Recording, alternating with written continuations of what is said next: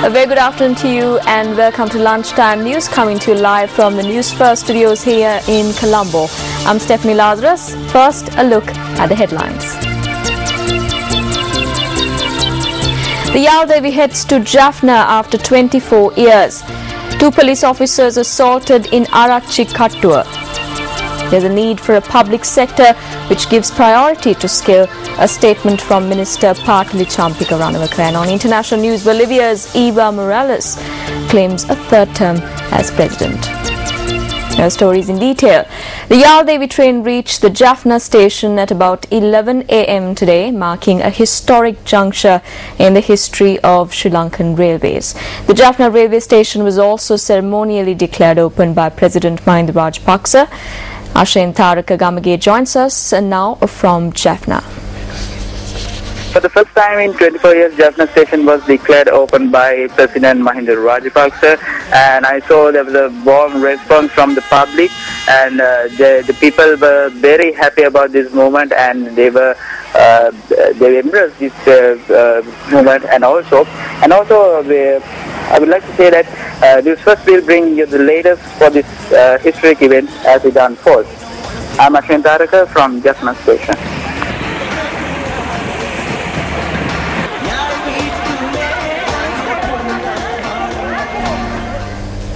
The Yaldevi train resumed services to Jaffna today after a lapse of 24 years. Newsfirst takes a look back at the history of the iconic railway line.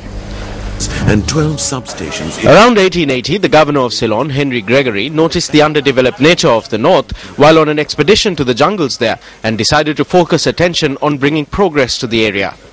Historical chronicles note that Governor Gregory appointed a commission in 1887 to initiate the construction of a northern railway line, realizing the lack of a transport medium was the biggest challenge to development in the area. Construction on the railway line was undertaken in several stages over the next decade, and in 1895, with the public clamour for a railway line growing stronger, a commission was reappointed. Construction commenced from Kurunagala northwards in April 1900, while construction from Kankasanture southwards commenced in July the same year. In September 1902, the line from Kankasanture to Chavakacheri and Phase 2 up to Palay was declared open. However, the Yaldevi train finally commenced services more than 50 years later on the 23rd of April 1956. Yaldevi Nagaranthara Srikagamitumia Peror Pahai Hatalis Pahat Kolankolwe Yapani Balabinati Dumbe Ramatpan in Polkahavit.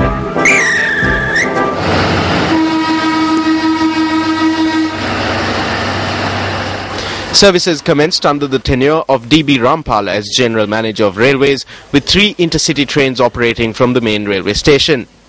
These services were the Ruhunukumari from Colombo to Matara, the Udaratamanike from Colombo to Badulla, and the Yaldevi from Colombo to Kankasanture. From then until the 4th of July 1990, when the train was attacked, the Yaldevi served as one of the primary economic, social and cultural links between the south and the north. The Mahindodaya Technology Laboratory constructed at the Kilinochri Hindu College was declared open by President Mahinda Rajapaksa yesterday.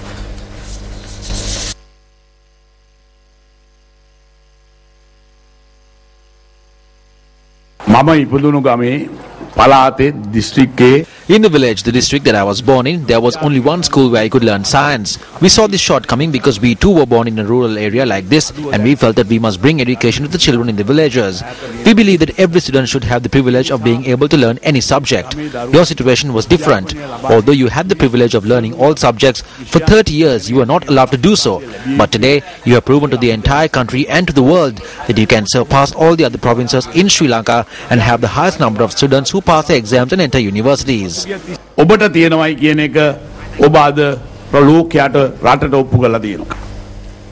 Sabaragamu University Students Collective say that they are not satisfied with the police investigation into the attack on a Satyagraha campaign being undertaken by students. The convener of the collective, Rasindra Jayasinghe, noted that more than 48 hours have lapsed since the attack. He says that while the police have been provided with information on the suspects, they have as yet been unable to make a single arrest. Information has been provided regarding several thugs who were identified by area residents. They have given statements and complaints have been lodged.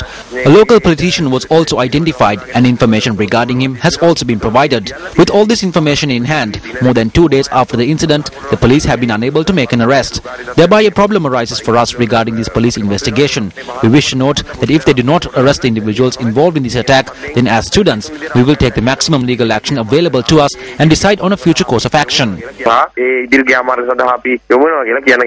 Police media spokesperson SSP Ajit Rona says that 2 police teams are conducting investigations into the attack. He added that 4 suspects had been identified and that they had fled the area. SSP Rona says operations are underway to apprehend them. 2 police officers have been attacked in the Arachikatwe area in Chilao. Police media spokesperson SSP Ajit Rona said that the police officers were attacked when they tried to raid a house in the area by the occupants of the house and neighbours. SSP Rona added that 2 individuals from the area who were allegedly assaulted by the 2 police officers are receiving treatment in hospital. My daughter had come home at around 7. She then saw 2 people asleep on 2 chairs. She screamed. Then they demanded that the house door be opened, saying they are from the police. My daughter refused to open it, saying that she is the only one at home.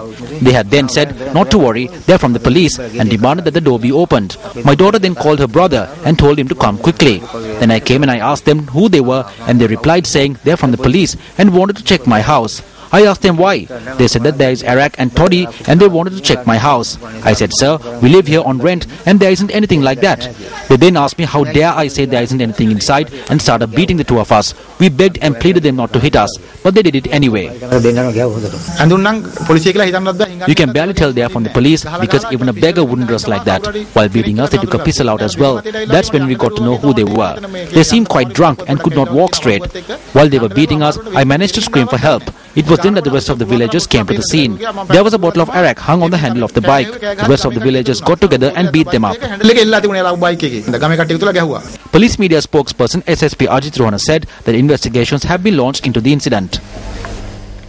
The chairman of the National Trade Union Centre, K.D. Lalkantha, says that if incomes do not increase in proportion to the cost of living, then all that is left in our society will be skeletons suffering from malnutrition. He made this statement at an event held in Hatton yesterday.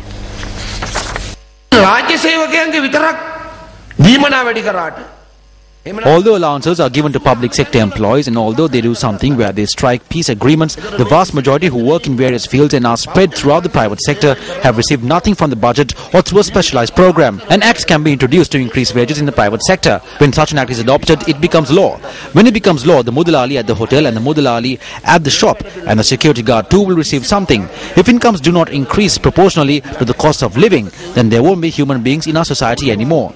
There will only be malnourished skeletal bodies scraping together some food and water. That is why we call on the government to increase the wages of the working people proportional to the rising cost of living. Minister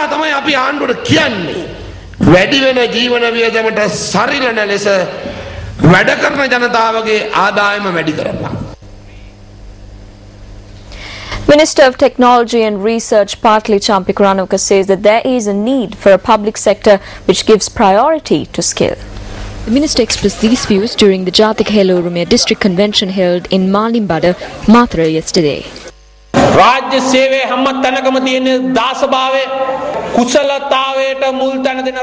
There is a need for a public sector which gives priority to skill. Foreigners are working to surround this country at present. These foreign services cannot be surpassed by diplomatic players where you party until 3 a.m. in the morning and give 2 blows to the jaw. When they say that human rights have been violated, we appoint a commission. When they say the army has committed war crimes, we appoint a commission. They say that we cannot solve this ourselves. They say we do not have the ability and we appoint foreign advisors. This must be stopped.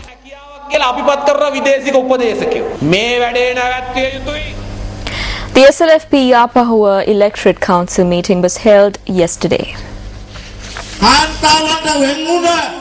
In 2015, President Mahinda Rajapaksa, as a finance minister, will establish a bank dedicated to women. We won't be able to lay a hand on it. It is only for women.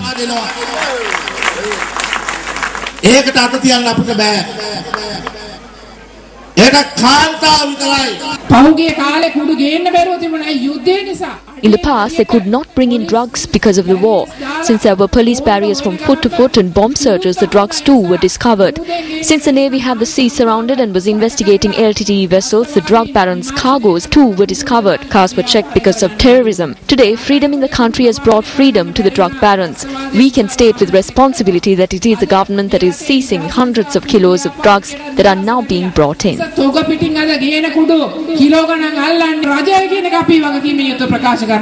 Well, that's a wrap of Lunchtime News. I'm Stephen Lazarus. Remember to keep abreast with all these stories and much more. You can simply log on to our website www.newsfirst.lk. Next news update comes your way at 1:55.